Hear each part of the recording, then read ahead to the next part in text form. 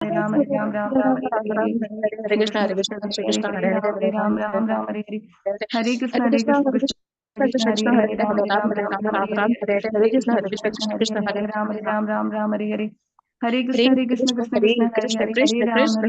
हरे हरे हरे राम हरे राम राम हरे राम राम राम राम हरे राम हरे हरे हरे हरे कृष्ण हरे कृष्ण कृष्ण कृष्ण हरे कृष्ण हरे हरे राम हरे हरे राम राम राम राम हरे हरे हरे हरे कृष्ण कृष्ण कृष्ण हरे कृष्ण हरे कृष्ण हरे हरे कृष्ण राम कृष्ण हरे राम हरे राम हरे राम हरे हरे हरे राम हरे हरे राम कृष्ण राम कृष्ण राम हरे हरे हरे हरे हरे राम राम हरे राम कृष्ण हरे कृष्ण हरे कृष्ण हरे हरे कृष्ण कृष्ण कृष्ण हरे कृष्ण हरे हरे हरे राम हरे राम राम हरे राम हरे कृष्ण हरे कृष्ण हरे कृष्ण कृष्ण हरे कृष्ण कृष्ण हरे कृष्ण हरे कृष्ण हरे हरे हरे हरे राम राम राम राम राम हरे हरे हरे कृष्ण कृष्ण कृष्ण हरे हरे हरे राम राम राम हरे हरे हरे कृष्ण हरे कृष्ण राम कृष्ण हरे राम राम हरे राम हरे राम राम हरे हरे हरे श्री कृष्ण चैतन्य हरे प्रभु कृष्ण कृष्ण कृष्ण नित्यानंद हरे श्री हरे राधे राम राम हरे हरे हरे कृष्ण गौरभक्त कृष्ण कृष्ण वृंद हरे हरे हरे कृष्ण हरे हरे बोल राम हरे कृष्ण कृष्ण कृष्ण हरे राम हरे कृष्ण कृष्ण हरे हरे हरे राम हरे कृष्ण कृष्ण हरे राम हरे कृष्ण कृष्ण हरे राम हरे कृष्ण कृष्ण कृष्ण हरे राम हरे कृष्ण कृष्ण कृष्ण हरे राम हरे कृष्ण कृष्ण कृष्ण हरे राम हरे कृष्ण कृष्ण कृष्ण हरे राम हरे कृष्ण कृष्ण कृष्ण हरे राम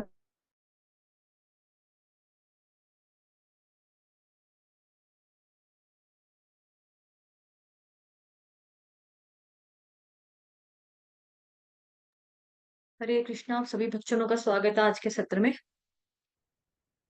पहले श्रीला प्रभुपाद जी की कोट से आरंभ करेंगे। जगत गुरु श्रील प्रभुपाद की जय। 3 अगस्त का कोट है जी। जो भी ताजा होता है वह विटामिनों से भरा हुआ होता है। ताजा उगाओ, ताजा खाओ। जगत गुरु श्रील प्रभुपाद की जय।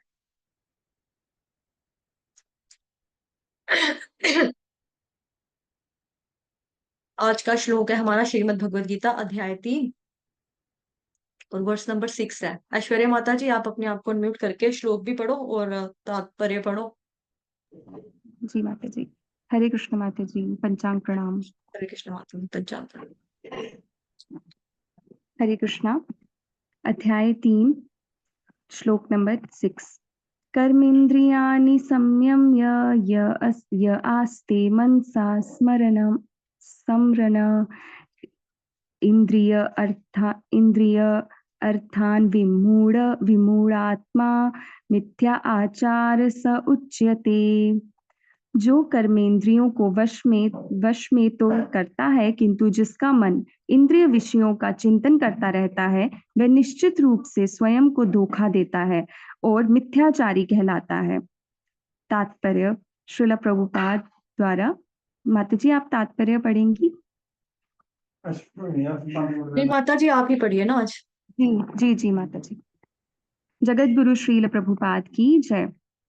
ऐसे अनेक मिथ्याचारी व्यक्ति होते हैं जो कृष्ण भावनामृत में कार्य तो नहीं करते, किंतु ध्यान का दिखावा करते हैं, जबकि वास्तव में वे मन में इंद्रिय भोग का चिंतन करते रहते हैं। ऐसे लोग अपने अबोध शिष्यों को बहकाने के लिए शुष्क दर्शन के विषय में भी व्याख्यान दे सकते हैं, किंतु इस श्लोक के अनुसार वे सबसे बड़े धूर्त हैं। इंद्रिय सुख के लिए किसी भी आश्रम में रहकर कर्म किया जा सकता है, किंतु यदि उस विशिष्ट पद का उपयोग विधि विधानों के पालन में किया जाए तो व्यक्ति की क्रमशः आत्मशुद्धि हो सकती है, किंतु जो अपने को योगी बताते हुए इंद्रिय तृप्ति के विषयों की खोज में लगा रहता है, वह सबसे बड़ा धूर्त है। भले ही वह कभी कभी दर्शन का उपदेश क्यों न दे, उसका ज्ञान व्यर्थ है, क्योंकि ऐसे पापी पुरुष के ज्ञान के सारे फल भगवान की माया द्वारा हर लिए जाते हैं। ऐसे धूर्त का चित्त सदैव अशुद्ध रहता है, अतएव उसे योगिक ध्यान का कोई अर्थ नहीं होता। जगत गुरु श्रील प्रभुपाद की जय। Hare Krishna. Thank you so much Aishwarya माता जी के लिए। हरि बोल। हम्म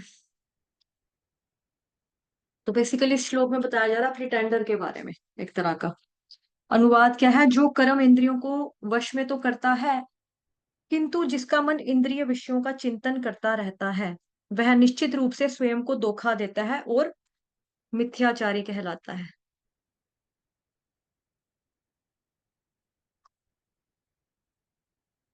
ठीक है, मिथ्याचारी कहलाता है। तो मिथ्याचारी का मतलब होता है पाखंडी। अगर बिल्कुल इजी भाषा में बता दें तो पाखंडी।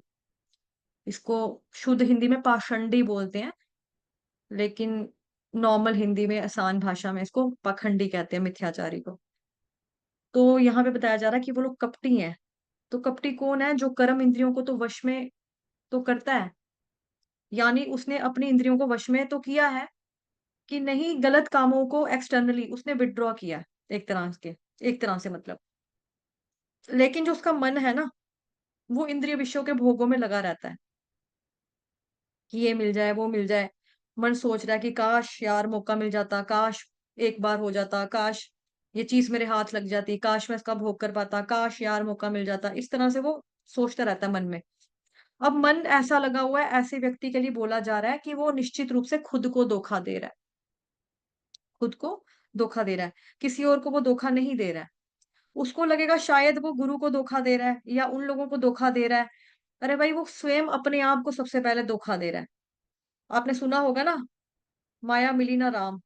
माया से आप दूर रहे, माया को आप भोग नहीं पाए, लेकिन राम जी पर आपका मन ही नहीं लगा था, इसलिए राम जी आपको कभी मिलेंगे ही नहीं। तो इसलिए ऐसा व्यक्ति जो है वो मिथ्याचारी कहलाता है। मिथ्याचारी का मतलब अगर हम इसका संधि विच्छेद करें मिथ्याचारी शब्द का, तो दो इसमें बनेंगे, मिथ्या प्लस, है ना, जैसे हम संधि विच्छेद करते थे स्कूल्स में। तो ऐसे ही अगर हम इसको करें, मिथ्याचारी का मतलब क्या? मिथ्या प्लस आचारी।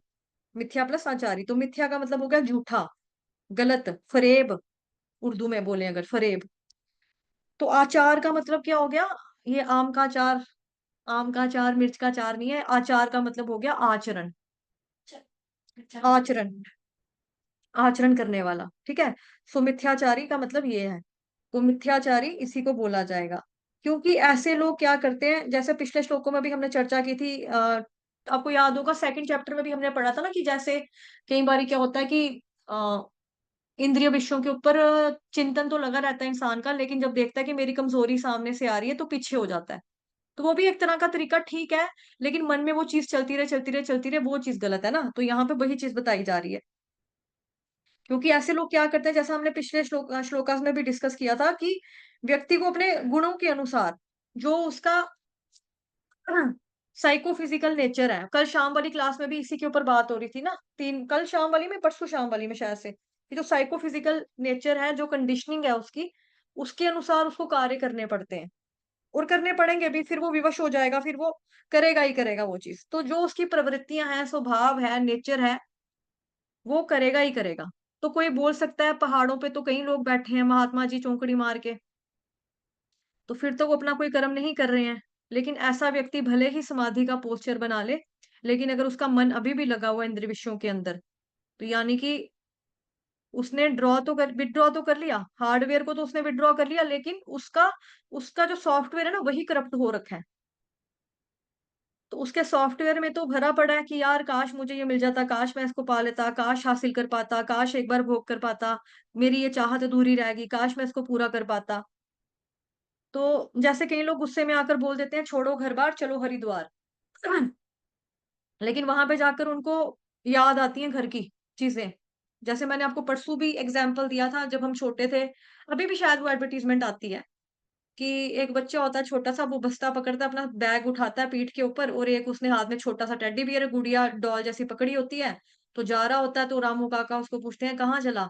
वो कहता है मैं घर छोड़ के जा रहा हूँ, कोई मुझसे प्यार नहीं करता, सब मुझ पे गुस्सा करते रहते हैं। फिर रामू काका कहते हैं अरे, पर घर में तो मम्मा ने गरम गरम जलेबियां बनाई हैं। फिर वो बच्चा कहता है जलेबी, फिर फटाफट वापस आता है जलेबी खाने के लिए। तो ये तो खैर बच्चे की बात है, लेकिन जो बड़े भी होते हैं, मैच्योर भी होते हैं, मतलब कि एज वाइज, वो लोग भी क्या करते हैं, मतलब खुंदक चढ़ गई, गुस्सा चढ़ गया, कोई फ्रस्ट्रेशन थी, ऑफिस का कोई भड़ास थी, ऑफिस वालों के ऊपर निकाल नहीं सकते कि नौकरी से हाथ धोना पड़ेगा, घर के ऊपर आकर बोला, घर पे आके बीवी पहले ही पकी हुई थी, आपको बोला था राशन लाके, तो आपने राशन नहीं लाया, स्कूल के बच्चे की फीस जमा करानी थी, अभी तक आपने फीस जमा नहीं कराई, पापा की आनक टूट गई है, पापा ने अखबार पढ़नी थी, पापा ने टीवी देखना था, पापा ने धर्म की किताब पढ़नी थी, पापा कैसे करें, मम्मा कह रही थी मेरी दुआई नहीं आई। वो सोचेगा यार आपके स्यापे ही नहीं खत्म होते हैं। सुबह जाओ, इनको चीजें लेकर देकर जाओ, शाम को फिर इनकी डिमांडें शुरू हो जाती हैं। मैं शादी करके ही पछता रहा हूँ, मैंने क्या अपने लिए एक मुसीबत मोल ले लिया है, मैं करना ही नहीं था। तो उन्होंने कहना मैं संन्यास ही ले लूंगा, मैं चला जाऊंगा, इस सारा कुछ त्याग त्यूग के मैं निकल जाऊंगा यहाँ से। तो इस वे में कई लोग जो होते हैं खुंदक से चले जाते हैं, कई लोग होते हैं उदासी से चले जाते हैं, कई लोग होते हैं धोखा खाकर चले जाते हैं कि कुछ मिला नहीं, कुछ पाना था वो हासिल नहीं कर पाए, तो सोचा कि नहीं आज के बाद हम सन्यासी बन बन जाएंगे। जैसे कई मेरी एक फ्रेंड है, उसके एक मामू ससुर है, तो उसके मामू की जो एज है ना वो 60+ है। और जो उनके नानू हैं, मतलब नाना ससुर मेरी फ्रेंड के, उनकी भी बहुत उम्र होगी, मतलब कि 95 से प्लस हो रहे हैं वो। और उनके घर में कोई लेडीज नहीं है खाना पकाने के लिए। अब ऐसे में वो जो लड़का है, यानी कि 60 years ओल्ड जो अंकल हैं मामू उसके, उनको सारा कुछ करना पड़ता है। फिर मैंने बोला यार मामू ने शादी क्यों नहीं की? मामू, मुझे लगा मामू मैरिड होंगे तुम्हारे, मामा ससुर। कहती नहीं, मामा जी को ना एक्चुअली जवानी में एक लड़की से बहुत प्यार हुआ था। मैंने कहा फिर? कहती फिर ना उस लड़की की शादी कहीं और होगी, उसके मम्मी पापा नहीं माने, उसने शादी कहीं और कर ली, तो मेरा मामू ससुर ने आजीवन कुंवारा कुंवारा ही रहा कि वो नहीं तो कोई और नहीं आएगी। चलो ठीक है, एक तरह से देखा जाए। लेकिन इस तरह से कि मतलब आपके जो घर के बुजुर्ग हैं उन्हीं को जरूरत है, तो कल को आपकी भी मृत्यु आएगी, आपको कौन देखेगा? कौन देखने वाला? कोई भी देखने वाला नहीं है। तो इस तरह से कई बार होता है कि इंसान तैश में आकर एक तरह का संन्यास ले लेता है कि मैं रहूंगा ही कुंवारा, मैं करूंगा ही नहीं कुछ भी। जब तक मेरे पापा हैं तब तक मैं रहूंगा, उसके बाद मैं निकल जाऊंगा कहीं पर, अपना जो जो भी है। लेकिन उसके बाद मतलब कि इस तरह से कि छोड़ो घर बार चलो हरिद्वार, ये वाला जो एक पंक्ति बहुत बोली जाती है इस्कॉन में, है ना? कि हम वहां चले जाएंगे और वहां पे ना कोई दुख होगा, ना दर्द होगा, ना पत्नी की चैं चैं होगी, ना बच्चों की टैं टैं होगी, ना बॉस की चिक चिक होगी, है ना? ना ही पापा मम्मा कुछ कहेंगे ये नहीं लाया वो नहीं लाया सामान। तो कुछ भी मेरे को टेंशन नहीं होगी, मैं चला जाऊंगा ऋषिकेश, कहीं और कैलाश वाली कहीं पहाड़ियों पूड़ियों पे चला जाऊंगा, वहां पे जाकर तपस्या करूंगा। तो जो इंसान देखेगा कि यार यहाँ पे कोई बैठा है तपस्या करता है, खाना तो मुझे मिल ही जाएगा। तो इस तरह से कई लोग जो होते हैं गुस्से में आकर, खुंदक में आकर, फ्रस्ट्रेशन में आकर चले जाते हैं। लेकिन वहां जाके उनको याद आ रहा होता है अपनी पत्नी के हाथ का खाना। वो सोचती थी, पूछती थी, जब मैं ऑफिस से घर जाता था थका हुआ, मुझे पूछती थी, how was your day Honey, आज का दिन आपका कैसा रहा? चाय पियोगे? आपको आपको पकोड़े ला दूं, ब्रेड बॉल बना दूं? अच्छा आप थक गए होंगे, आप लेट जाओ, मैं आपकी सॉक्स उतार देती हूँ, शूज आपके ठिकाने पे रख देती हूँ, कपड़े आपके निकाल दिए, आप फ्रेश हो जाओ, फिर हम नीचे आ जाओ, फिर आपको खाना देते हैं। इस तरह से फिर उसको ना यादें आने लगती है वहां जाकर। फिर वो उन चीजों को मिस करता है जो जो मतलब कि फ्रस्ट्रेशन के चक्कर में या ऑफिस के प्रेशर के चक्कर में जिसने कभी ध्यान नहीं दे पाया कि मतलब कि घर में गृहस्थी में मुझे सुख भी थे, मेरी बीवी से मेरे को सुख मिल रहे थे, या मेरे बच्चे जो थे वो मेरे आगे पीछे जैसे मर्जी चीजें भले मांगते हो, फीस दो, चॉकलेट खाना है हमको, आइसक्रीम लेकर दो। लेकिन जब मैं जाता था घर में, पापा पापा पापा पापा करती है मेरे आगे पीछे मेरी टांगों पे चिपट जाते थे, फिर मैं उनको गोद में उठा लेता था, आलिंगन करता था, मैं उनको किस करता था। इस तरह से उनको वहां पे जाके फिर यादें भी आ जाती हैं। और जब उनको इस तरह से पुरानी यादें आती है तो फिर क्या होता है, यादें फिर मिस कर यादों की वजह से फिर वो मिस करने लगता है अपनी चीजों को, फिर वो वापस आ जाता है। तो इसलिए भले ही बाहर से कोई योगी बन जाए, लेकिन अगर उसका मन जो है इंद्रिय विषयों में अभी भी लगा हुआ है, इसलिए फिर उसका मन क्या है, अशुद्ध है। तो अशुद्ध मन से अगर कोई त्याग करेगा या वैराग्य का जीवन ले लेगा, तो वो पाखंडी सन्यासी बनता है, पाखंडी ब्रह्मचारी बन जाता है। ऐसे व्यक्ति का जो जीवन है, मतलब वो बहुत ही ज्यादा बताया प्रभुपाद जी ने, निकृष्ट है, बहुत ही ज्यादा पतित है। ऐसे व्यक्ति का जीवन जो है बहुत ही ज्यादा बेकार कह लो, तो पतित है। तो शीला प्रभुपाद जी के टाइम पर एक व्यक्ति था, उसको पता था, मतलब उसको ये चीज पता लगी कि एक बहुत महान आचार्य है, उनका नाम हुआ नामाचार्य हरिदास ठाकुर जी, जिनके बारे में हम सब जानते हैं, और जो डेली हरे कृष्ण महामंत्र की माला जो है 192 राउंड्स रोज करते थे, रोज हरे कृष्ण महामंत्र जपते थे, माला करते थे। तो उस व्यक्ति ने सोचा कि मैं भी ऐसा करता हूँ। उसने क्या किया, झोंपड़ी मायापुर धाम में बना ली और वहीं पे रहकर जप करने लगा। तो भक्तों ने आकर बोला श्रीला प्रभुपाद जी को कि श्रीला प्रभुपाद जी, फलाना फलाना भक्त है ना, वो नामाचार्य हरिदास ठाकुर की तरह झोंपड़ी में रहकर के वो साधना कर रहा है। तो प्रभुपाद जी ने बोला कि उसको तो मैंने कोई और सेवा बोली थी करने के लिए, वो सेवा उसने नहीं की, वो सेवा नहीं कर रहा है। तो जैसा गुरु ने बोला वैसा कार्य करना होता है, यही असूल है ना? प्रिंसिपल तो यही है, सिद्धांत ही यही है, जो आपको गुरु महाराज ने बोला आप वो चीज करो, उनका कहना मानो। और उसने ऐसा क्यों किया कि वो गुरु के आगे अवज्ञा करके झोंपड़ी बना के जप साधना कर रहा है। कुछ समय के बाद वो वहां से चला जाएगा, वो नहीं रह पाएगा, टिक नहीं पाएगा और वो भक्ति छोड़ देगा। उससे वो हो नहीं पाएगा, वो तो खाली नकल उतार रहा है, एक तरह की कॉपी कर रहा है। तो जैसे मैंने कल शायद परसों पता नहीं मॉर्निंग वाली आप ही की क्लास में बोला था या फिर शायद शाम वाले बैच में पता नहीं आफ्टरनून वाले बैच में बताया था कि अ, जो सोचते हैं इस तरह से कि वो इतनी माला करते थे, हम भी इतनी माला करेंगे, हम भी करेंगे। हम एक तरह का क्या होता है ऋषि कंपटीशन, नो डाउट कि ये कंपटीशन हेल्दी है, लेकिन इसमें आपका भाव कहाँ से लाओगे आप वो वाला? जो भाव नामाचार्य हरिदास ठाकुर जी का था, वो भाव कैसा लाएँगे? तो नकल तो कोई भी कर सकता है, जैसे फ़िल्मी एक्टर होते हैं, उनकी तरह कोई हेयर स्टाइल बना लेगा, कोई कपड़ा पहन लेगा, है ना? कोई लुक्स वाइज़ बाल बना लिए, कद-काठी किसी की वैसी लगती है, कटिंग करा ली, जैसे एक हमारी फ़िल्म इंडस्ट्री में वो थे, शत्रुघ्न सिन्हा था ना एक्टर, है अभी भी मतलब, तो उनका एक फैन हुआ ज़बरदस्त, तो जो उनका डुप्लीकेट है, अब उसने बोला कि शत्रुघ्न सिन्हा के जो होंठ के पास कट है, उनको टाँका लगा था, बचपन में गिरे होंगे कहीं, तो उनको टाँका लगा था, चोट का निशान था। तो फिर मैंने सोचा मेरे पे नहीं है, तो मैं शत्रुघ्न कैसे लगूँगा? उसने ब्लेड लिया, ब्लेड से अपना ठोडी या पता नहीं क्या बोलेंगे ठोडी को? चिन चिन ही कहते हैं ना? ठोडी को हिंदी में क्या कहते हैं? चलो ठोडी समझ में आई ना? चिन। चिन चिन के पास, होठों के पास उसने ब्लेड मार के कट मार लिया, कि मैं उनकी तरह दिखूँ। अब उनकी तरह दिखना एक अलग बात है, बट उन्हीं की तरह सब कुछ करना, उन्हीं की तरह व्यवहार होना, उन्हीं की तरह बिहेव आचरण करना, ये तो टफ चीज़ है ना। तो ऐसे ही कई लोग होते हैं जो सोचते हैं कि वो इतनी माला करते थे, हम भी उनका करेंगे। तो हमें क्या करना चाहिए? एक 2 चीज़ें होती हैं, एक अनुसरण होता है, एक अनुकरण होता है। हमें इनके पद चिन्हों को फ़ॉलो करना होता है बेसिकली। हमें नकल नहीं मारनी है। नकल मार के कोई कॉम्पिटिशन, इसको बोला जाता है पंजाबी में आई थिंक या हिंदी में वर्ड होता है रीसी, रीस करना, रीस करना। रीस करने से हम आगे भक्ति में कहाँ से बढ़ जाएँगे? नहीं बढ़ पाएँगे ना भक्ति में ऐसे रीस कर। तो आपको भक्ति करनी है, आप उनके पद चिन्हों का, चरण कमलों को फ़ॉलो करो कि आप इतना करते थे, आप उनसे प्रार्थनाएँ करो कि मैं आपकी तरह करना चाहता हूँ, मैं भी चैंटिंग करना चाहता हूँ। साथ मोर और बड़ी बात ये है कि उनको प्रभुपाद जी ने क्या बोला था, प्रभुपाद जी ने कोई और सेवा बोली, वो जाके अपनी मर्ज़ी से कुछ और कर रहे हैं। तो प्रभुपाद जी ने क्या बोल दिया कि ये तो कॉपी कर रहा है, नकल मार रहा है। और ये कर नहीं पाएगा और रियली वैसा ही हो गया, वो वाक़ई ऐसा हुआ। तो क्यों? क्योंकि उस वक़्त वो वहाँ पर बैठ के भले ही जप कर रहा था और सोचता था कि काश कोई आए और कुछ दान दे जाए। काश कोई अपोज़िट जेंडर आ जाए, कोई इम्प्रेस हो जाए कि कितना अच्छा लड़का है ये, कितना भगवान जी को मानने वाला है, कितना अच्छा भक्ति कर रहा है। मैं इसके साथ ही शादी करना चाहूँगी, ये तो कोई पहुँचा हुआ पुरुष लग रहा है मेरे को, इस तरह से बैठा हुआ है।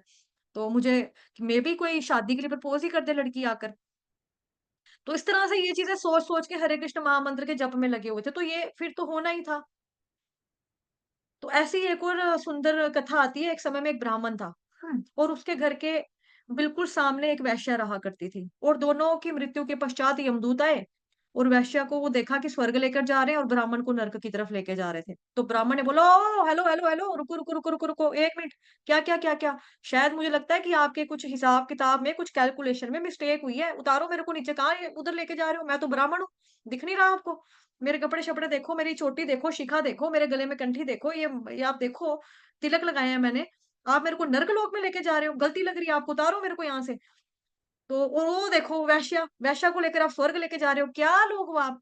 तो यमदूतों ने बोला, आप भले ही ब्राह्मण हो, लेकिन आपका जो मन था ना, आपकी जो घर घर था, घर की जो खिड़की खुली हो रहती थी, खिड़की से आप हमेशा वेश्या को देखते रहते थे। आप वेश्या को देखते रहते थे, आपका जो मन था, आपका जो चिंतन था, वो उसी में लगा रहता था, ये क्या कर रही होगी? ये क्या कर रही होगी? लगता है आज उसके यहाँ पे एक न्यू कस्टमर आया होगा, उसके साथ बैठी हुई बातें कर रही होगी। हाँ, वो कितनी हँस-हँस के बातें कर रही है, कितनी खुश लग रही है। तो आज रात को क्या करेंगे ये लोग? कितना कमा लेती होगी दिन में? काश कभी ये मेरे घर में आ जाए या काश कभी मैं इसके घर पे जा पाता, क्योंकि मैं जा नहीं सकता, क्योंकि मैं एक चोले में हूँ ना, मतलब एक मिथ्याचारी, जैसे कि यहाँ पे शब्द का हाइलाइट किया हुआ ना, मिथ्याचारी, कि मतलब चोला भले ही पहन लो आप भगवा रंग का उसने चोला तो पहन लिया, सतरंगी कपड़े जो गेरुआ रंग हो गया, ऑरेंज कलर के।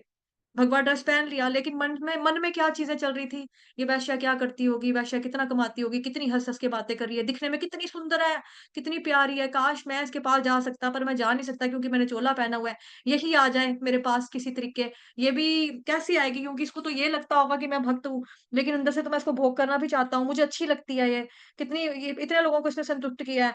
इस तरह से वो चीज़ें सोचता रहता था, सोचता रहता था, सोचता रहता था। किताबें उसके सामने, ग्रंथ उसके सामने खुले हुए होते थे। लेकिन उसका मन ग्रंथों की लाइन में नहीं लगा होता था। उसका मन कहाँ लगा होता था?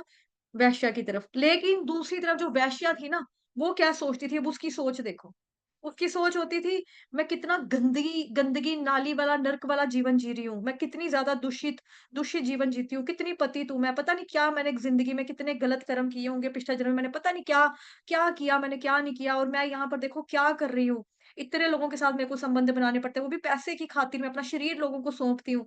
इज़्ज़तदार घराने की जो लड़कियाँ होती हैं, स्त्रियाँ होती हैं, वो तो केवल एक पुरुष के साथ रहती हैं। उनके लिए उनका पति ही सब कुछ होता है। मेरे साथ दिखने में जो यहाँ पर आते हैं, बहुत प्रेम तो लुटाते हैं एक तरह से। कोई पैसा लुटा रहा है, कोई गहने दे के जा रहा है, कोई सोना चांदी लुटा रहा है मेरे पे, कोई मेरे को बंगला दे रहा है। लेकिन मेरे को कोई अपना नाम तो नहीं दे रहा ना, कोई मर्द मेरे को मेरा हाथ थामने को तैयार तो नहीं ना, मेरे साथ विवाह करने को तैयार नहीं है। सब मेरे को फिजिकली यूज ही करना चाहते हैं। मेरे को उसमें में तो कोई अपना अपनाना नहीं चाहता, मेरे को कोई पति का नाम नहीं देना चाहता, मेरी कभी फैमिली नहीं होगी, मेरा मैं कभी किसी का कुल आगे नहीं बढ़ा सकती। ये देखो, ये पंडित जी जो है, मतलब कि वो जो सामने उनके रहते थे, ठीक है? वो जो ब्राह्मण रहता था, उसके लिए वो सोचती थी, ब्राह्मण देखो कितना अच्छा है, कितना शुद्ध है, ये हमेशा पवित्र शास्त्रों का अध्ययन करता है, भक्ति करते हैं, भजन करते हैं, आरती करते हैं, इनका ज़िंदगी कितनी दिव्य है, इतनी अच्छी लाइफ़ है, ये कितने पवित्र आत्मा है, कितने शुद्ध हैं। वो हमेशा अपने मन में उसकी प्रशंसा करती रहती थी, हमेशा। और उसका जो मन था वो उसमें लगा था, ये भगवान की भक्ति करता है, भगवान की भक्ति करता है, भगवान की भक्ति करता है, भगवान के पवित्र नाम का जाप कर रहा है, भगवान जी के शास्त्रों का अध्ययन कर रहा है, भगवान जी के बारे में कथा कर रहा है, भगवान जी के कीर्तन कर रहा है, सत्संग कर रहा है। उसके मन में यही चलता रहता था और अपने आप को बेचारी को कोसती रहती थी कि मैं कितनी गलत हूँ, कितनी गंदी आत्मा है मेरी, मैं कैसी हूँ, मैंने पता नहीं कितने सड़े हुए कर्म किए हैं, जो मैं यहाँ पर ये चीज़ें कर रही हूँ। तो वो कहते हैं कि वो जो वेश्या थी ना, उसका मन जो था आप में, भगवान में भक्ति-भक्ति करके सोचती रहती थी, काश मैं भी भगवान का नाम लेती, काश मैं कभी उनके पास जाकर कुछ ज्ञान हासिल कर पाती। लेकिन मैं ठहरी बदनाम स्त्री, मैं वहाँ पे जाऊँगी तो क्या होगा? मेरे साथ कोई कैसे रिएक्ट करेगा? आ गया सो चूहे खाकर, क्या बोलते हैं? सो चूहे खाकर बिल्ली हज को चली। इस तरह से लोग मेरे को ताने मारेंगे, मेरे पे शिकंज कसेंगे, मैं कैसे जा सकती हूँ? इस वजह से वो बेचारी जा नहीं पाई। लेकिन मन में उसके भगवान का चिंतन, भक्ति चलती थी, ये भगवान का नाम लेता है, ये भगवान का नाम लेता है, भगवान की भक्ति करता है, भगवान के ग्रंथ पढ़ता है, भगवत गीता पढ़ रहा है, वो देखो भागवतम पढ़ रहा है, वो देखो लोग आगे कथा सुनाने बैठ गए पंडित जी, ओहो! वो देखो अब तो कीर्तन हो रहा है, हरे कृष्णा, सब लोग तो झूम-झूम के नाच रहे हैं। वो बेचारी, उसका ध्यान ये चीज़ रहती थी, इन चीज़ों में रहता था। तो उन यमदूतों ने बोला, इसीलिए आपकी किताबें तो खुली होती थी, दिमाग आपका था नहीं वहाँ पे, मन आपका था नहीं, मन आपका कहाँ था? वेश्या में लगा हुआ था। इसलिए आप जो हो ना, एक मिथ्याचारी इंसान हो। इसलिए हम आपको नर्क में लेके जा रहे हैं, हमारे हिसाब-किताब में कहीं कोई गड़बड़ नहीं है, हमारी कैलकुलेशन में किसी तरह की मिस्टेक नहीं हुई है, ना आज तक होती आई आई है कभी, आगे भी नहीं होगी। तो इसलिए आपको नर्क में जाना पड़ेगा हमारे साथ। लेकिन ये देखो वेश्या, ये वेश्यालय में रहती थी बेचारी, वेश्यालय में रहते हुए आपको याद करती थी। आपका जो फल था भगवान का, जो आपने झट से भी नाम-नुम लिया, सारा फल अब इसको मिल गया। तो इसलिए उसका जीवन जो था, आपकी भले ही वो गंदगी में रह रही थी, लेकिन उसकी ज़िंदगी कम से कम आपसे बहुत अच्छी थी। उसका आपसे अच्छी थी ज़िंदगी, क्योंकि उसमें ईमानदारी थी, आपके अंदर बेईमानी थी, आपके अंदर कपट था, उसके अंदर किसी तरह का छल नहीं था, आप मिथ्याचारी हो। तो उसके उसका जीवन में, उसका जीवन दुराचार था, लेकिन मिथ्याचार नहीं था। ज़िंदगी भले ही उसकी ऐसी थी, गलत जगह पे वो रह रही थी बेचारी, लेकिन उसकी ज़िंदगी में दुराचार था, लेकिन आपकी तरह मिथ्याचार नहीं था। आपकी ज़िंदगी में क्या है? मिथ्याचार ही तो रहा है, ठगना, यही तो रहा है आपकी ज़िंदगी में। इसलिए आपको नरक में जाना पड़ेगा और उसको हम स्वर्ग में भेजेंगे। तो हमारा मन भला कहाँ रहता है, ये देखना पड़ेगा हमें। तो इसलिए अगर कोई जल्दी-जल्दी संन्यास ले ले कि चलो, चलो सब छोड़ो, इंद्रियों को रोक लूँगा मैं, कंट्रोल कर सकता हूँ, ना ये नहीं पॉसिबल है। ये इम्पॉसिबल है कलयुग में, विशेष रूप से कर्म संन्यास जो है टोटली बैन्ड है, कर्म संन्यास, बैंड है ये। कर्म संन्यास का मतलब होता है सब कुछ छोड़-छाड़ के आप ज़ीरो एक्टिविटी पे आ जाओ, कुछ भी मत करो। तो कर्म संन्यास प्रैक्टिकल भी नहीं है अगर, तो फिर वो बैंड ही है। कर्म से मतलब प्रैक्टिकली है ही नहीं कुछ, आप उसमें करने के लिए आपके पास क्रियाएँ ही नहीं है, तो फिर वो बैंड है। एक और मेरे को स्टोरी याद है, 2 ना दोस्त होते थे, 2 दोस्त थे। वो भी थोड़ी-थोड़ी इसी की तरह मिलती-जुलती है। 2 दोस्त थे, उनकी अच्छी दोस्ती थी। एक जो दोस्त था वो ना पूजा पाठी टाइप था। एक जो दोस्त था वो बेचारा ऐसे ही था, मतलब कि मस्त-मौला टाइप थोड़ा। लेकिन उनकी फ्रेंडशिप, उनका बॉन्ड जो था अच्छा था, और एक-दूसरे का वो कहना भी कभी-कभार मानते थे, मतलब मेरे अपने दोस्त की खुशी के लिए मैं ये चीज़ करने को तैयार हूँ, इस तरह से उनमें होता था। तो जो पूजा पाठी वाला दोस्त था उसने बोला एक ना महात्मा जी आ रहे हैं भागवतम महापुराण की कथा करने, तू भी चल। तो उसने बोला यार तू मुझे अगर पहले बोलता ना तो मैं तेरे साथ चल पड़ता, लेकिन ना मैंने ना आज एक वैश्या को प्रॉमिस किया और वहां पे मैं पेमेंट देकर आया हूँ, पैसे देकर आ गया हूँ, तो मैंने उसके पास जाना, उसका भोग करना है, उसका गाना वाना सुनूंगा, उसका मुजरा देखूंगा, मेरा वहां पे जाने का मन है। तो कोई बात नहीं, तू चला जा उधर जाके सत्संग सुन ले। तुझे पता है मैं तो वैसे भी इस तरह का इंसान हूँ, मैं तो मतलब तमोगुण में रहने वाला हूँ, मेरे को तो लड़कियां वड़कियां पसंद है, नाच देखना पसंद है, मैं भक्ति में कहाँ हूँ, मैं कहा, मैं तो पापी इंसान हूँ। तू चला जा, कोई बात नहीं, तू सुन जाकर जो तू सुनेगा कथा वहां, वो तो फिर मेरे को आके सुना देना स्टोरी रूप में। तो तू चला जा, मैं वैश्या के पास ही जाऊंगा। उसके फ्रेंड ने बोला चल ठीक है, कोई बात नहीं, तेरी मर्जी। अब वो जो व्यक्ति था वो कथा के पंडाल में जाके कथा सुन रहा है, वहां पे महाराज जी बैठे हैं जो गुरु गद्दी पे, मतलब वो कथा सुना रहे हैं महात्मा जी। अब ये जो व्यक्ति है ना, इसका चिंतन लगा हुआ है मेरे दोस्त तो बड़े मजे ले रहा होगा, वो तो नाचना, वो तो मुजरा देख रहा होगा वहां पे, वो कितना अच्छा गाती है, उसके बारे में तो हमने सुना भी हुआ है, वो तो वहां पे बैठ के मुजरा देख रहा है, नाच देख रहा है, उसके बाद वो एंजॉय करेगा उसको। मैं यहाँ पे यार आ गया और मैं देखो यहाँ पे सत्संग सुनने बैठा हूँ, इधर तो मेरा क्या यार, मैं क्या कर रहा हूँ, इस तरह से उसके मन में चीजें चल रही थी।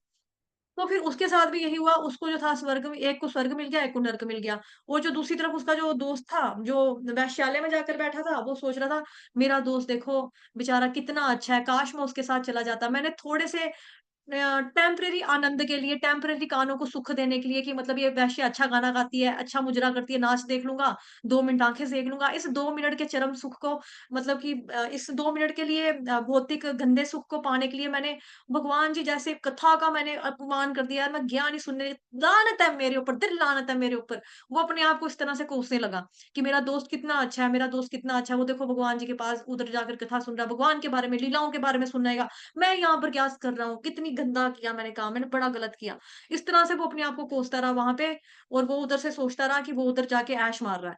तो उनके साथ भी यही हुआ, एक को मिल गया स्वर्ग तो एक को मिल गया नर्क, क्योंकि वो चिंतन जो था वो उधर का कर रहा था, वो उधर का कर रहा था। ये सारा खेल है। तो सिर्फ आप मुंह से भगवान का नाम ले रहे हो, लेकिन मन में क्या चल रहा है, दिमाग में क्या चल रहा है, ये चीजें बहुत ज्यादा इंपॉर्टेंट है। और देखो एक तरह की आपको आपके लिए जपा मोटिवेशन भी है इसमें। जो अभी मैंने 2 स्टोरी सुनाई, इसके साथ-साथ में आप इसको चैंटिंग सेशन से रिलेटेड, मतलब आप इसको चैंटिंग से रिलेटेड आप इसको मोटिवेशन भी के रूप में ले सकते हो। ठीक है? तो कर्म संन्यास जो है वो प्रैक्टिकल नहीं है, इसलिए वो हमारे कलयुग के अंदर बैन्ड है। इसलिए कई लोग जो होते हैं संन्यास ले लेते हैं, वो होली प्लेसेस में चले जाते हैं, पवित्र स्थलों में चले जाते हैं, या फिर कोई किसी ऊँची पहाड़ी के ऊपर जाके वो रहने लगेगा। फिर वहाँ पे जाकर ध्यान करेंगे, साधना करेंगे, तो ध्यान लगने का ही नहीं है। क्योंकि ध्यान लगना कलयुग की विधि नहीं है, प्रैक्टिकली एप्लीकेबल नहीं है, कलयुग का प्रोसेस नहीं है साक्षात करने का ये। तो इसलिए श्लोक के अंदर जो आ रहा है कि कोई व्यक्ति सन्यासी हो जाए, वेल सतयुग में हो सकता था, ठीक है? तो कोई फिर भी कर लेता, मतलब अगर सतयुग होता ना, ये हमारा दौर, ये सतयुग के प्राणी होते हम, तो हम कर सकते थे। क्योंकि उस वक़्त बहुत अच्छी मेडिटेशन पावर होती थी लोगों के अंदर, व्यक्तियों के पास, और फ़ोकस उनका बहुत अच्छा होता था, ध्यान लगाया जाता था। आस-पास का जो वातावरण होता था, वो एकदम प्योर होता था, शांति होती थी, शुद्ध होता था। लेकिन इस वक़्त हर तरफ जो है अशांति, अशांति फैली हुई है, हर तरफ अशांति है।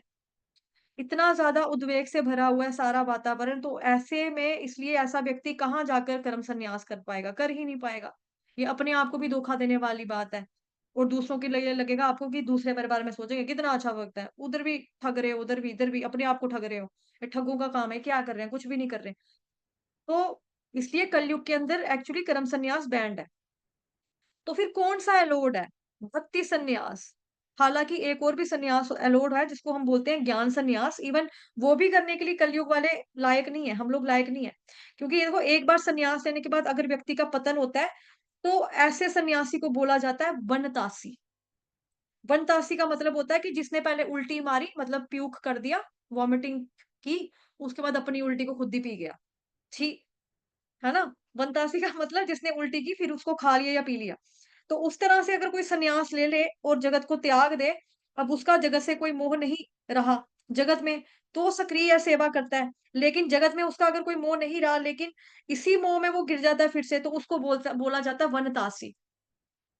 इसलिए अगर कोई ज्ञान सन्यास ले लेता है और अगर उसका पतन होता है, तो वो भी खलास हो जाता है, फिनिश हो जाता है। लेकिन भक्ति योग के अंदर ऐसा कभी होता भी है, अगर उससे गलती भी हो जाती है, संन्यास लेने के बाद भी तो भी अगर वो भक्ति में कंटिन्यूअसली लगा रहता है, मतलब भक्ति करता रहता है, प्रयास करता रहता है कि तो जो उसके संन्यास में जो उसका पतन हुआ है, उससे उसकी दोबारा से शुद्धिकरण हो जाता है। ये हमने वहां पर भी पढ़ा था ना, भक्ति रसामृत सिंधु में, कि आपसे मान लो कोई गलती हो गई है, तो उसका आपको पश्चाताप नहीं करना पड़ता किसी तरीके से, कर्मकांडी के वे में भी पश्चाताप नहीं करना पड़ता। जैसे एक राजा थे, मुझे राजा का नाम याद नहीं है, एक कथा थी, तो उसमें क्या करता है, एक राजा होता है, उससे ना पता नहीं क्या गलती होती है, शायद वो ब्राह्मणों को खाना खिलाने से पहले वो गलती से खाना खा लेता है, कुछ इस तरह से उससे ना गलती होती है राजा से। तो फिर ना वो ब्राह्मणों वगैरह को या जो राजगुरु इनके होते हैं, उनसे पूछता है कि मेरे से ऐसे गुनाह हो गया, पाप हुआ, तो फिर मैं क्या करूं? फिर वो कहते हैं अब तो तेरे लिए एक ही रास्ता है। तो अब वो कहते क्या है? अब तुम्हें क्या करना होगा? तुम्हें उल्टा चलना है, जितना भी अपने महल से लेकर तुझे उल्टा चलना है, वो जो हम हमारे जैसे होता है ना, नदी जो बहती है, गांव वगैरह की जो नदियां बहती है राज्य की, जहां पे आपकी राज्य की नदी बहती है, वहां तक आपने उल्टा चलना है, उल्टा चलना है, और उल्टा चलते चलते उसी नदी में डूब जाना है, मर जाना है।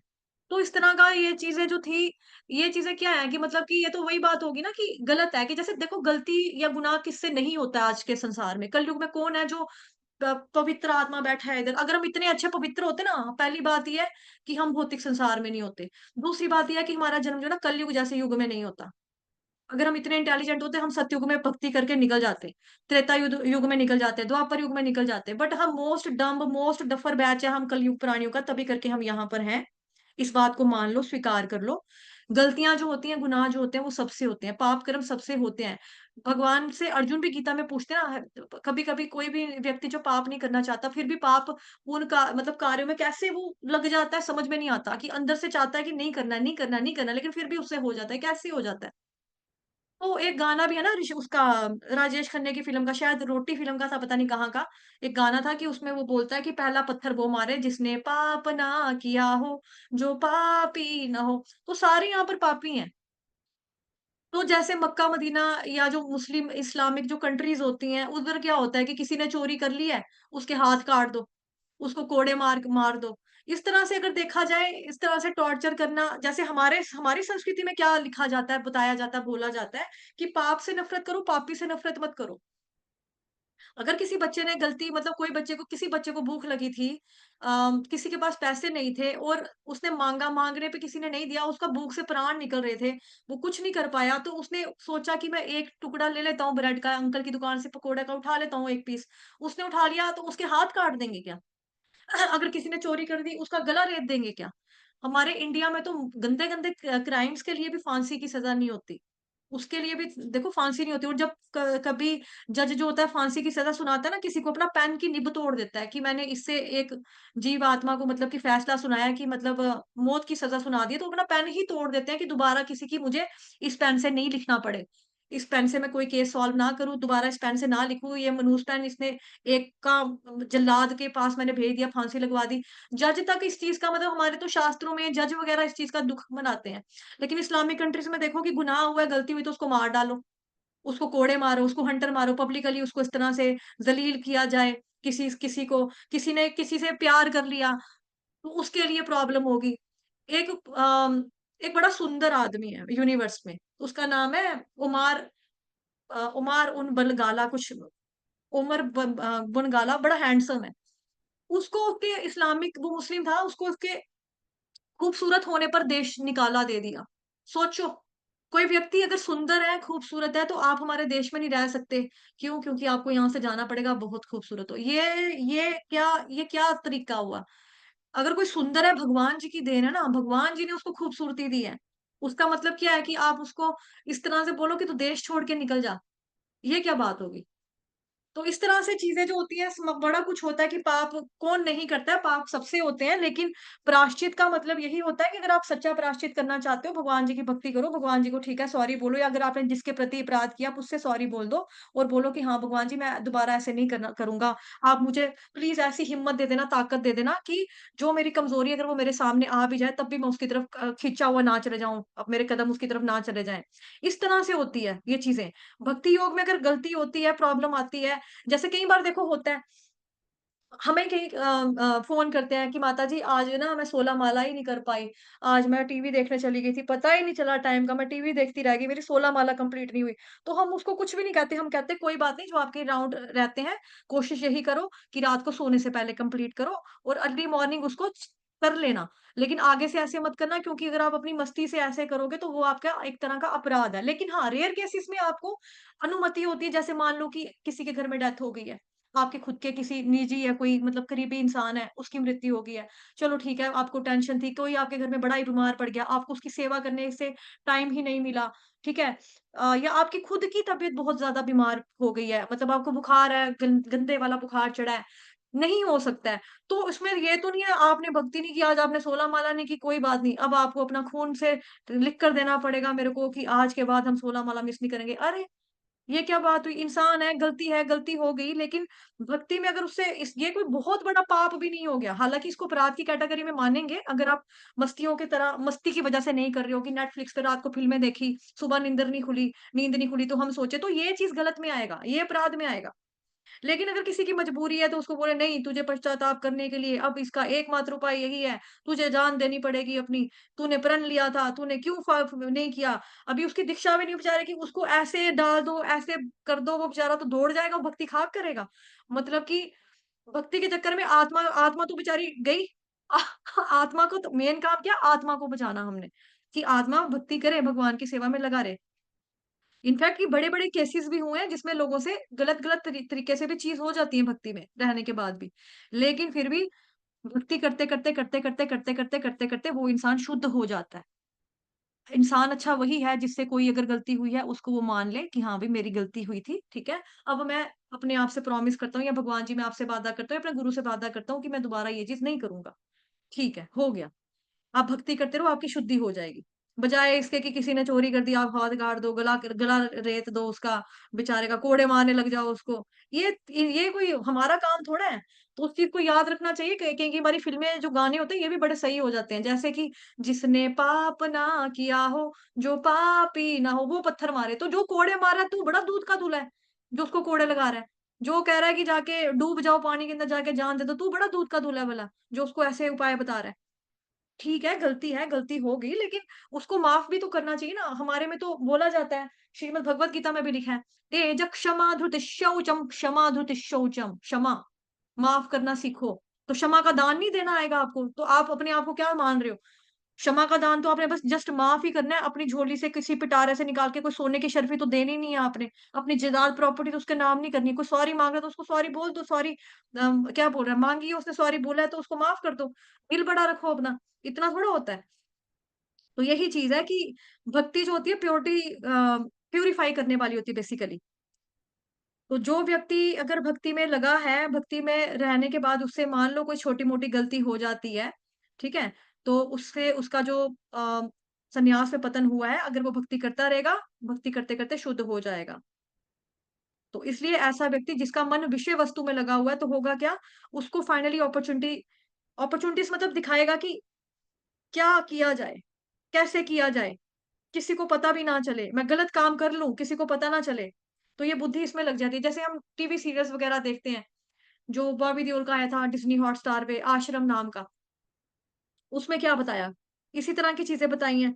रात के अंधेरे में चीज़ें होती हैं, लड्डू खिलाता है बॉबी देओल मुँह में लड़कियों के और अपने आप हवस का पुजारी इस तरह से उनको यूज़ करता है लड़कियों को, है ना? और दिन में क्या है? जप नाम, जप नाम, जप नाम, जप नाम, जय बाबा जी। दिन में उसका यही है फॉलोअर्स ही फॉलोअर्स, दिन में फॉलोअर्स ही फॉलोअर्स उसके दिन में, है ना? जप नाम तो बता रहा है वो कि जप नाम जपो, नाम जपो किसका वो तो बता नहीं रहा है कि नाम किसका जपना है।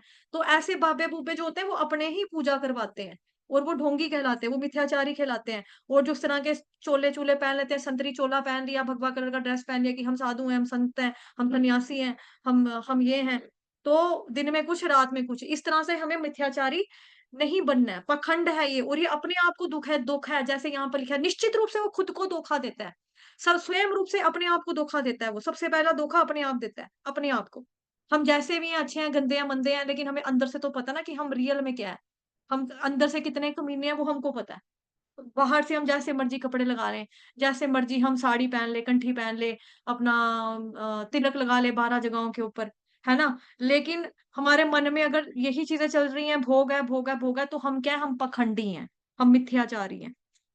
दूसरी तरफ जो व्यक्ति है वो साड़ी नहीं पहन रहा, उससे उसको मान लो कोई माताजी है, उसको अनकंफर्टेबल लग रहा है, वो सोचती है कि भई सँभालनी पड़ती है, मैं साड़ी नहीं पहन सकती, मैं सिर्फ़ घर में ही रहना है, मैंने कौन-सा कहीं बाहर जाना है, जब कहीं बाहर जाऊँगी, बाज़ार जाऊँगी, मंदिर में जाऊँगी प्रवचन सुनने जाऊँगी तो मैं साड़ी पहन लूँगी, चलो ठीक है, तो मैं साड़ी पहन लूँगी।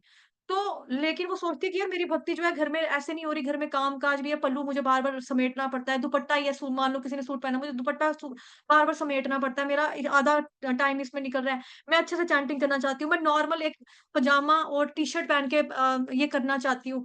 तो अगर वो इंसान माला कर रहा है तो वो सही है, वो गलत नहीं है। क्यों? क्योंकि उसका जो मर्ज़ी उसने भले ही कपड़ा जो मर्ज़ी पहना है, लेकिन उसका ध्यान जो है वो भगवान की तरफ लगा है, वो भगवान की भक्ति की वज़ह से नहीं कर पा रहा है। ऐसे कई लोग होते हैं जो नहा नहीं पाते मॉर्निंग में, कई होते हैं जैसे हमारे ग्रुप के एक प्रभु जी हैं, वो कहते हैं मेरे को साइनस की प्रॉब्लम है माता जी, मैं मॉर्निंग में अगर नहाऊँगा, ठंड लगेगी, मेरा नाक पूरा बंद हो जाता है, मेरी साँस आनी बंद हो जाती है। और मेरे को ये प्रॉब्लम घंटों-घंटों तक रहती है। ऐसे में फिर हम उसको क्या फ़ोर्स करें, नहीं तू नहा, नहीं तू नहा, तू नहा, नहा, नहा। ऐसा नहीं हो सकता ना। अब उसकी बेचारे की नहाने से भक्ति ही नहीं हो पाएगी। वो ऐसे-ऐसे करता रहेगा, वो माला कहाँ से करेगा, राम-राम का नाम कहाँ से लेगा, वो ले नहीं सकेगा। तो इस तरह से अपने आप को धोखा नहीं देना है। आपको पता है कि क्या चीज़ है, ठीक है, कैसे है, तो आप उसमें करो भक्ति। मेन चीज़ यही है भक्ति करो, जितनी करनी है भाव से करो, श्रद्धा के साथ करो। भगवान को भी पता है कि हाँ, मेरे भक्त के साथ किसी को साँस की प्रॉब्लम है, किसी को स्पाइन की प्रॉब्लम है, कोई सुबह सुबह उठ के सीधा नहीं नहा पा रहा, कोई 8 बजे चैंटिंग करना शुरू कर रहा है। यूजुअली देखो प्रिंसिपल जो है, सिद्धांत जो है वो हमारा मॉर्निंग में ब्रह्म मुहूर्त का ही है करना। लेकिन आप किसी कारणवश आपकी प्रॉब्लम ऐसी है अब जैसे देखो बेड रिडन होते हैं, कई लोग होते हैं बेड रिडन होते हैं। वो बेचारे जो होते हैं बेड रिडन वो दूसरे के मोहताज होते हैं। उनको नहीं होता है कि भई हमारा कोई अ, मतलब कि किसी का देखो मन तो नहीं चाहेगा ना कि हमारा कोई मल-मूत्र सँभाले। मतलब हमको आके उस तरह से क्लीन करे या हम खुद से नहा नहीं सकते, हम मोहताज हैं, हमारे नीचे वो रखेगा, पॉट रखेगा तो हम अपना त्याग करेंगे मल-मूत्र वगैरह। लेकिन अब हम खुद से नहा नहीं सकते, अब हमारा हम स्पॉन्ज होगा तो होगा, हम भक्ति भी नहीं करेंगे क्योंकि हम गंदे हैं। ऐसा तो है ही नहीं, ऐसा तो है ही नहीं। भगवान ने बोला जैसे मर्ज़ी जिस हाल में आपने नाम लेना मेरा लो। क्यों? क्योंकि भगवान जी का मंत्र जो है ना वो इतना ज़्यादा शक्तिशाली है, आप अपवित्र हो सकते हो, आपका माहौल अपवित्र हो सकता है, आपकी सराउंडिंग्स, आपका एरिया वो अपवित्र हो सकता है, सूतक जो है आपके घर में लगा हुआ हो सकता है। भगवान के नाम को किसी तरह का सूतक नहीं लगता। आपके घर में अगर बच्चा पैदा हुआ है उल्टा आप और अच्छा माला करो कि ये बच्चा अच्छा निकले।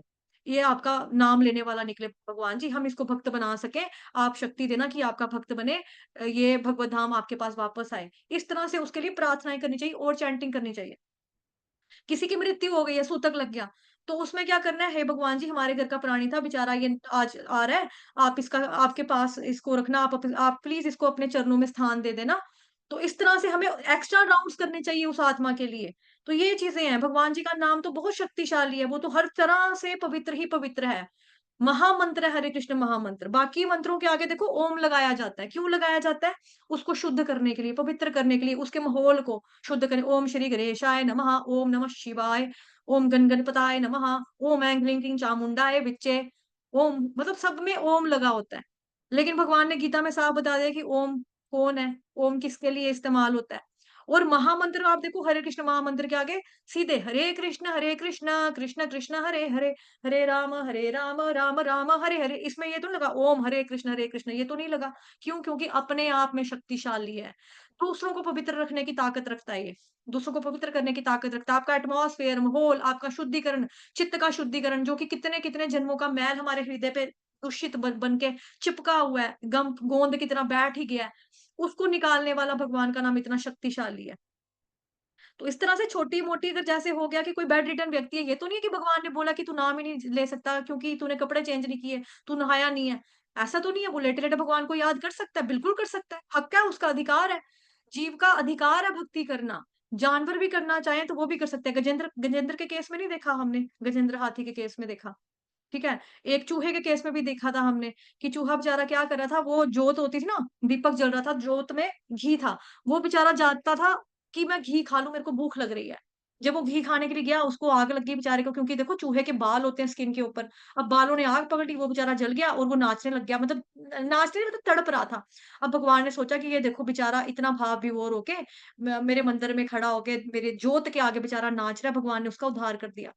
तो सोचो, भगवान जी इतने दयालु हैं, सुप्रीम दयालु हैं, सबसे ज्यादा दयालु, सबसे बड़ा दिल अगर कोई रखता है तो वो खाली भगवान रखते हैं।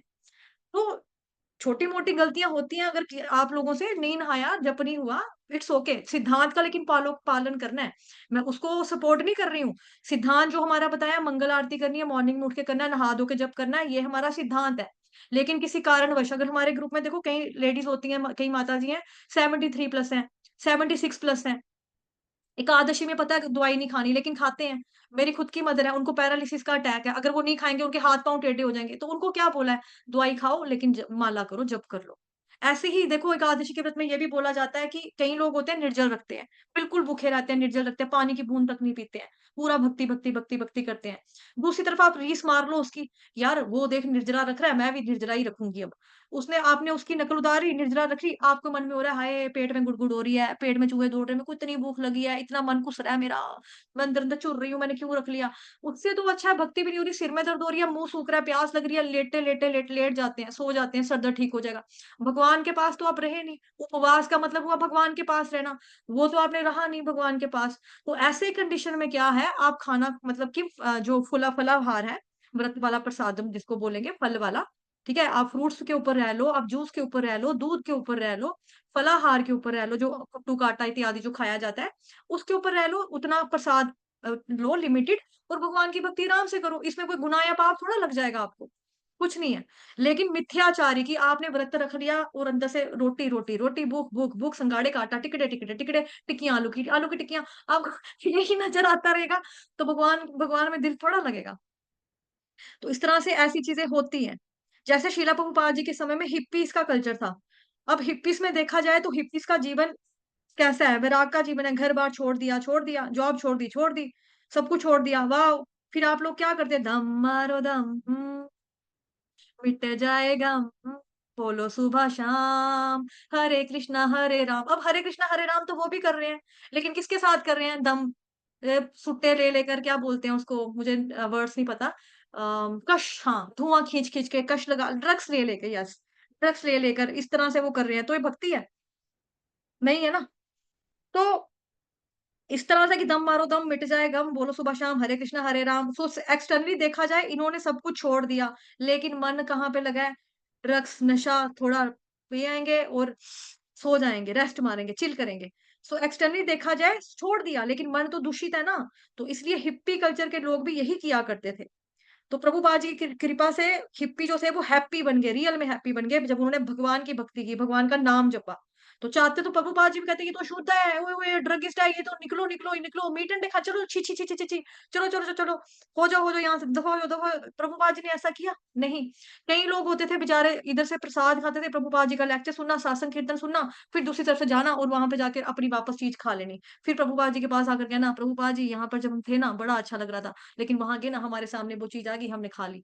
प्रभुपाद जी ने उनको माफ कर देना। लेकिन धीरे-धीरे देखो उनको शुद्ध किया प्रभुपाद जी ने। प्रभुपाद जी भगवान कृष्ण के अनन्य भक्त थे।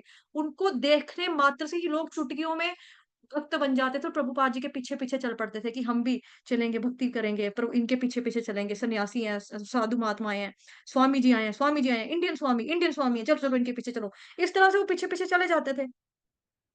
तो जो इनको करना है वो करेंगे, मतलब जो हिप्पी का अगर कुछ ऐसे लोग हैं लेकिन इम्प्योर हैं। क्यों? क्योंकि इनके अशुद्ध कार्य थे उस वक़्त। अब क्यों अशुद्ध कार्य भी क्यों हो रहे हैं? क्योंकि मन जो है वो अशुद्ध है ना, इसलिए।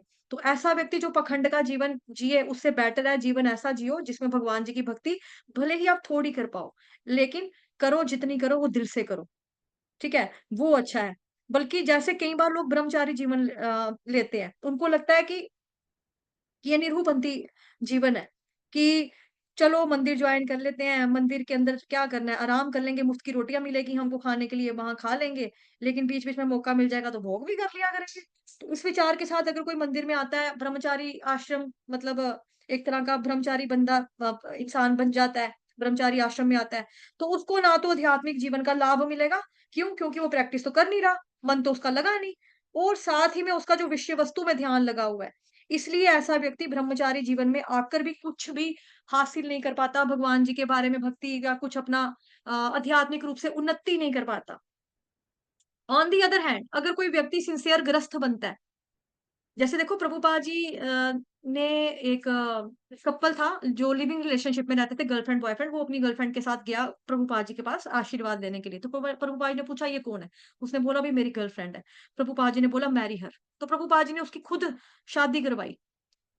तो शादी करके लेकिन भक्ति करो तो ठीक है ना, बजाय उसके कि आप शादी मत करो, ब्रह्मचारी बन जाओ, लेकिन लड़की लड़की लड़की लड़की लड़की काश काश मिल जाती, कितनी सुंदर, कितनी अच्छी बातें करती, हाय कितने बाल अच्छे हैं, कितनी आंखें अच्छी है, कितनी सुंदर हंस हंस के बातें करती है। उस तरह से सोचने इस तरह से तो अच्छा है कि कर लो शादी, है ना? तो इस तरह से जो ऑन दी अदर हैंड जो दूसरा व्यक्ति है जो सिंसियरली ग्रस्त बनता है, उसका सिंसियर ग्रस्त बनना ज्यादा अच्छा है। उसके बारे में अगले श्लोक में आएगा। लेकिन जो ब्रह्मचारी है और जो ग्रस्त जीवन में अगर किसी को स्वीकार करना हो तो भला कैसे स्वीकार करे? अगर कोई व्यक्ति श्रवण करके सुनकर ही सीख जाता है सब कुछ तो बहुत बढ़िया, वेरी गुड। ऐसे व्यक्ति को साक्षात्कार हो जाता है सुन करके ही सिर्फ। ऐसा व्यक्ति जो होता है वो ब्रह्मचारी बन सकता है। क्यों? क्योंकि उसके अंदर दिमाग है, बुद्धि है उसके अंदर। दिमाग तो नो डाउट भगवान ने सबको दिया है, बट पॉजिटिव वाला दिमाग, नेगेटिव वाला दिमाग, मतलब बुद्धि है उसके अंदर। ये विवेक है कि सुन करके ऑब्जर्व करके ही वो सीख लेगा। जो सुना है उसके आधार पर ही उसने ऑब्जर्व कर लिया। ऐसा व्यक्ति है जो ब्रह्मचारी बन सकता है। जैसे एक एक दो बच्चे हैं घर में, ठीक है? एक बच्चा है मान लो घर में, तो उनके किसी पड़ोस वाले बच्चे ने कोई बदतमीजी की, कोई गलती की, ठीक है? उसने चोरी कर ली, मान लो उसने चोरी कर ली, तो उसके पड़ोसी वाले जो उसके पापा हैं, उन अंकल ने अपने बच्चे को मारा। तो जो दूसरे घर वाला पड़ोस वाला बच्चा, वो देख रहा, देख उसने चोरी की थी ना, उसको कितने उसके पापा कितना मार रहे हैं। चोरी करना देख कितनी गलत बात होती है, पुलिस ही पकड़ के ले जाती है, पुलिस मारती है, जेल में ले जाती है पुलिस। देख उसके पापा कहते ना, अगर तूने दोबारा चोरी की तेरे को पुलिस में पुलिस वालों को दे दूंगा, तेरे को जेल में लेके जाएंगे। देख जेल में भी जाना पड़ता है, मार भी पड़ती है। वो सोचेगा हाँ चोरी करना गलत बात है, गंदी बात है, भाई मैं चोरी नहीं करूंगा। उसको सुनकर देखकर ही समझ में आ गया, ऑब्जर्व करके कि आ गया। दूसरी तरफ एक व्यक्ति सोचेगा वो चोरी करके देख लेते हैं, क्या फर्क पड़ता है जी, देख लेते हैं। एक बारी चोरी की, नहीं पकड़ा गया, उसका और खुल गया हाथ। मैं कौन सा मैं बड़ा शाना हूँ, मैंने बड़ी चतुराई से चोरी कर दी, मैं 1 मिनट में उन लोगों को मूर्ख बनाता हूँ, उल्लू बनाता हूँ, मुंह के ऊपर ठग लेता हूँ, लोगों को समझ नहीं आती जी, इतना चालाक हूँ मैं। एक बारी वो पकड़ा गया, उसको फेंटा पड़ा फिर पुलिस से, फिर वो सोचेगा ना यार चोरी करने से मार पड़ती है। तो दूसरा क्या हो गया, मार खा के एक को अक्ल आई, एक को सुनकर ही अक्ल आ गई। समझकर, सुनकर ऑब्जर्व जिसने कर लिया वो हो गया ब्रह्मचारी, बन सकता है। लेकिन ऐसा व्यक्ति जो सुनकर भी नहीं सीख रहा, श्रवण करके भी नहीं सीख रहा, जिसमें समझ में ही नहीं आ रहा, तो कुछ तो फिर ऐसे व्यक्ति एक्सपीरियंस से सीखता है, घर बसा कर, कि घर बसा लो, अनुभव करो, अनुभव करके सीखो। एक होता है सुनकर सीखना, एक होता है एक्सपीरियंस से, अनुभव से सीखना। तो ऐसा व्यक्ति अनुभव से सीखता है और फिर ये सीखता है कि मतलब जो मैंने सुना था ना, उसी में दिमाग लगाना चाहिए था, इधर-उधर मेरे को दिमाग नहीं दौड़ाना चाहिए था। इसलिए अगर कोई व्यक्ति ब्रह्मचारी जीवन जीता है और श्रवण करके सीखता है, तो श्रवण करके ब्रह्मचारी जीवन, और उसी वक़्त उसका संन्यास हो जाता है। और उसका जो दूसरी ओर ऑप्शन है, जो दूसरा ऑप्शन होता है कि अगर कोई व्यक्ति ब्रह्मचारी जीवन में रहा, लेकिन सुनकर भी नहीं सीख पा रहा, तो फिर वो गृहस्थ जीवन में थोड़ा एक्सपीरियंस उसने देखा। शिकायतें हुई वहाँ पे, कंप्लेंट्स हुई, आपको बोला था ना, आज सब्जी में नींबू नहीं लाए आपने, टमाटर बोला था आपको लाने के लिए, ये नहीं लाए। यार आपको कितनी बार बोला टाइम के ऊपर आ जाया करो, आज मेरी मैरिज एनिवर्सरी थी, आज मेरा हैप्पी बर्थडे था, तब भी आप नहीं आए। आपके लिए मैं इतना काम करती हूँ, घर के लिए, बच्चे संभाल, आपके मम्मा-पापा का ध्यान रखती हूँ, अभी मेरे लिए टाइम नहीं है। लड़ाइयाँ, झगड़े, शिकायतें, शिकवे, फिर वो गृहस्थ जीवन में जी के लगा, बड़े झंझट हैं यार, बड़े स्यापे हैं इधर तो। तो फिर उसने सोचा यार श्रवण करके ही मेरे को समझ में आ जाना चाहिए था। फिर वो दोबारा से श्रवण में जाएगा, फिर से चला जाएगा श्रवण करने, सुनने के लिए। उसको फिर बोला जाता है वानप्रस्थ जीवन। तो इसलिए फिर से वो कार्य कर रहा है जो ब्रह्मचारी शुरू से करता आ रहा होता है। इसलिए ये रास्ता सरल है, लेकिन हर व्यक्ति इस रास्ते को स्वीकार नहीं कर पाएगा, और जो नहीं स्वीकार कर पा रहा, उसको एक्चुअली ये वाला रास्ता लेना चाहिए, बजाय इसके कि ये रास्ता लेकर वहां पर जाकर पखंडी बन जाए, छल कपट करे, क्या बोलेंगे, कपटी बन जाए। नहीं। सो इसलिए ये वैराग्य कितना कितना हुआ, ये डिसाइड करेगा कि जितना ज्यादा जो उसका साइको फिजिकल नेचर है वो फ्री हो गया है, उतना ज्यादा उसके लिए आसान है। लेकिन वैराग्य कहाँ से आता है? ये ऊंचे स्वाद का स्वादन करके आता है, हायर टेस्ट को अनुभव करके आता है, एक्सपीरियंस करके। जैसा सेकंड चैप्टर में भी हमने चर्चा की थी, कल भी किया था, जब ऊंचा स्वाद आएगा तो निचले स्वाद अपने आप कट जाएंगे। अपने आप उससे कट जाओगे। अटैचमेंट से डिटैचमेंट आती है, अटैचमेंट हो जाएगी कृष्णा से, अटैचमेंट कृष्णा से होगी तो बाकी चीजों से आपको डिटैचमेंट ऑटोमेटिकली हो जाएगी। तो मिथ्याचारी कौन होता है? जिसका मन इंद्रिय विषयों में लगा हुआ है, भले ही उसने अपनी कर्म इंद्रियों इंद्रियों को समेट कर रखा हुआ है। एक और खास बात जो मिथ्याचारी के अंदर है वो है, मिथ्याचारी जीवन में स्ट्रगल नहीं करता, इंद्रियों से वो जूझता नहीं है, उसने बस रखा हुआ है। वो खाली एक मौके की तलाश में रहता है, मौके की फिराक में रहता है, जैसे ही उसको मौका मिला मैं फायदा उठा लूंगा, मैं इसका भोग कर लूंगा। लेकिन अगले श्लोक में आएगा कि मतलब जो हमने कल पढ़ा तीसरे अध्याय का 7वां श्लोक जो है ना, उसमें कल आएगा कि व्यक्ति भी संघर्ष करता है, संघर्ष करता है, लेकिन ये अपनी ड्यूटीज निभाते हुए आलस का जीवन नहीं चुनता। ये ड्यूटीज निभाता है, लेकिन ड्यूटीज के साथ ये कृष्ण भक्ति को लेकर चलता है अपनी जिंदगी में, साथ साथ में कृष्ण भक्ति ये करता रहता है। मुझे लगता है कि मैंने बहुत ज्यादा स्पीड थोड़ी सी पकड़ी है, बट आई होप कि आप लोगों को क्लियर हो गया होगा, क्योंकि और भी क्लासेस है ना, फिर इसीलिए ठीक है। सभी भक्त जो है एक साथ हरे कृष्ण का महामंत्र का जप कर लेंगे 3 बार। प्लीज अपने आप को अनम्यूट कीजिए सभी।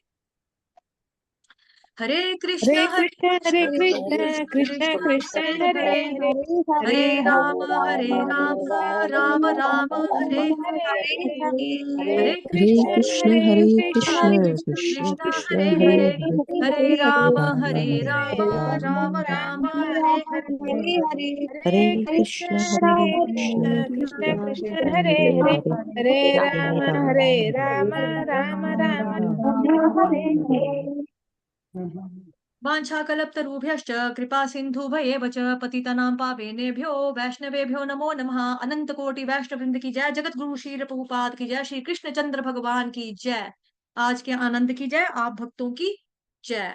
हरे कृष्ण। कल सेम समय पे मिलेंगे। दोपहर को 1 बजे वाली क्लास शायद आज मैं 12 बजे ले लूं, अगर जल्दी फ्री हुई थोड़ा तो, क्योंकि मेरे हस्बैंड बाहर जा रहे हैं, तो मैं सोच रही हूँ कि वो जल्दी बुक हम कंप्लीट करेंगे, बहुत मोटी है ना। तो ग्रंथ है पूरा बेसिकली भागवतम महापुराण का कथा रूप, तो उसमें कोशिश करेंगे। और आप लोग प्लीज आना, आप में से कोई भक्त रीड कर लेगा तो अच्छा होगा, बिकॉज अब देखो मेरी जो आवाज है वो रियल आवाज नहीं है ना इस वक्त, क्योंकि वो बोलने से हो गया है थोड़ा। तो अगर मेरी चैंटिंग पूरी कंप्लीट हो जाएगी तो फिर हम थोड़ा जल्दी शुरू कर देंगे, वो मैं चैनल में डाल दूंगी, या फिर 1 बजे ही होगी क्लास और दूसरी क्लास 6 बजे अपने टाइम पर होगी। ठीक है। हरे कृष्णा। किसी का कुछ है तो पूछना है तो पूछ सकता है।